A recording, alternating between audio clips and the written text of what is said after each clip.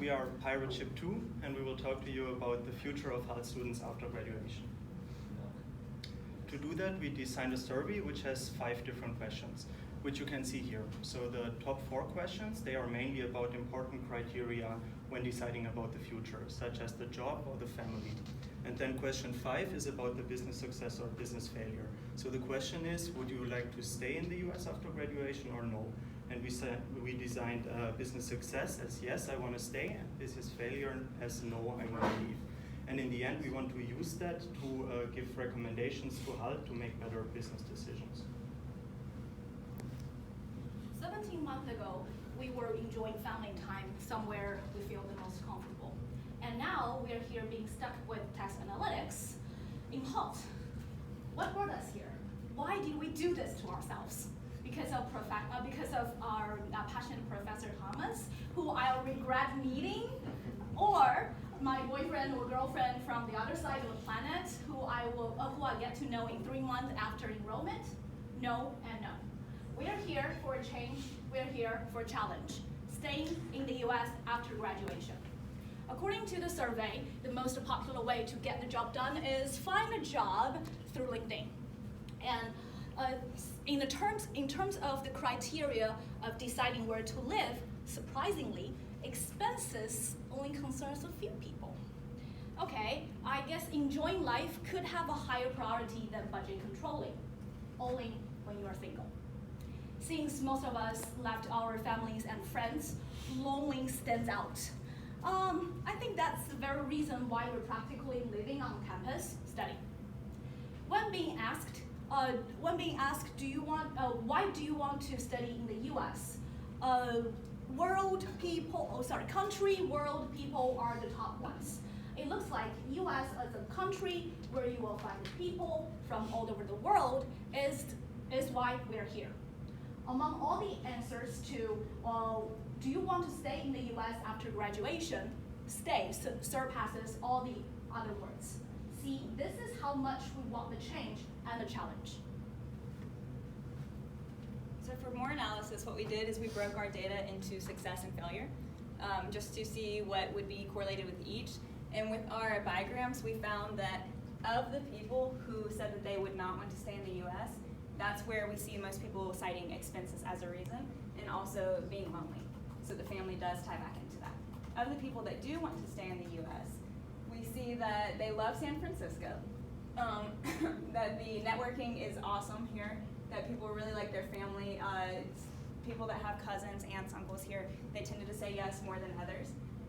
Also, the living expenses were cited, but it's not high up on the list.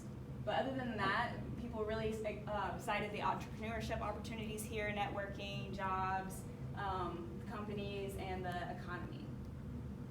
With the TF-IDF, you'll see more words on the negative list, the failure list, but that doesn't mean that more people had failures or that they spoke more. It just means that these words were more correlated or more related to your failures than your successes. And you'll see here, they do mention lonely and mood. They mention expenses, things that do back up what we've already said earlier. With the successes, they'll cite experience, they cite the school. Obviously, these are Hult students, so that would be understandable with that. They also cite the networking opportunities and salary, which surprised there, everyone wants a good salary. So as our predictor, we use naive Bayes algorithms.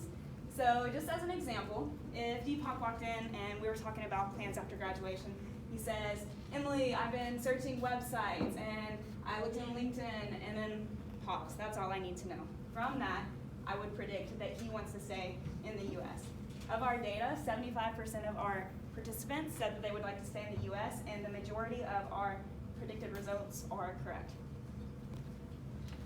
All right, so we saw a lot of different findings and also a prediction model now. So we think that can be very valuable for the career services team in Hult because it can help them to better allocate their resources.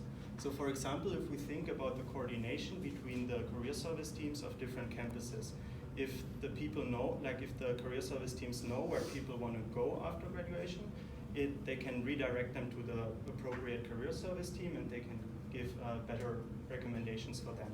Then also we thought about the job portal, which is on my Hult. So knowing where people are most likely to go, it helps to better customize the job portal for people. So we can see which countries are in high demand and then put appropriate jobs on the portal according to that. And then lastly, we thought about resumes, which all of us know are very different per country. And if the career service teams have some insights about where students are most likely to go, they can use that to better prepare assisting the students with their resumes. So thanks a lot for your attention. Thank you. All right, wonderful. Class, questions? Yes? Yes. How do you know where they're going? If you said it's either America or not, or did you specifically ask a question where you go? Being that family was cited a lot and people did mention home, or just intuitively we assumed that home would be the next best option, but there is obviously room for that. Yeah, because it was either America or not America, so it's not about where they're going. It's just if they're staying here or they're leaving, and it wasn't meant to analyze it beyond that. So there's a horizontal bar chart, and Frequencies. where the top was stay, right? But then would you consider that stay is a stop word in the sense that it's also in the question? So it doesn't necessarily. Analyzed it with and without stop words, and without stop words, the top one that we had was yes, and no was further down the list, but then we believe that this was the graphic design.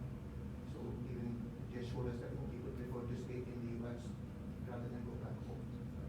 We also ran the bigram, so it didn't say that won't stay. It was generally positive sentiment, so we just decided not to make it confusing and reflect the fact that stay was associated with being positive and the highest word frequency. Okay, cool. Cool, thanks guys. Okay, team 3, chop chop.